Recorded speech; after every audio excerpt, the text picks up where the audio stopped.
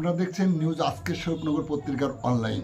আজ এক দালাল সহ 4 বাংলাদেশিকে গ্রেপ্তার করে বসিরহাট মহকুমা আদালতে পাঠালো স্বরূপনগর থানার পুলিশ। আপনারা দেখছেন সেই বিশেষ মুহূর্তের ধারণকৃত ভিডিও চিত্র। তথ্য বিন্যাসে আমি সৈয়দ রিজওয়ানুল হাবিব আপনাদেরকে সাধুবাদ জানাই।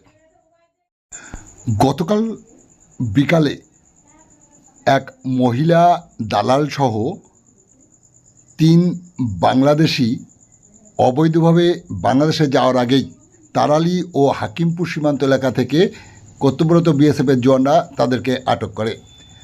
জিজ্ঞাসাবাদের পর তাদের নিকট কোনো বৈধ প্রমাণ না পাওয়ায় তাদেরকে স্বরূপনগর থানার পুলিশ হাতে তুলে দেয় গতকাল রাত্রে বিএসএফের জওয়ানরা।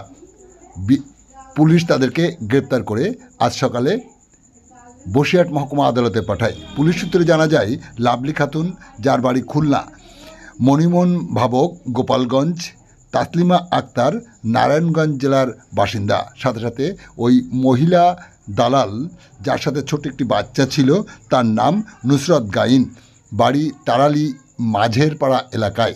যে ছবি দেখছেন আপনারা আজকের স্বরূপনগর পত্রিকার অনলাইনে। আমাদের সাথে থাকুন, দেখতে থাকুন।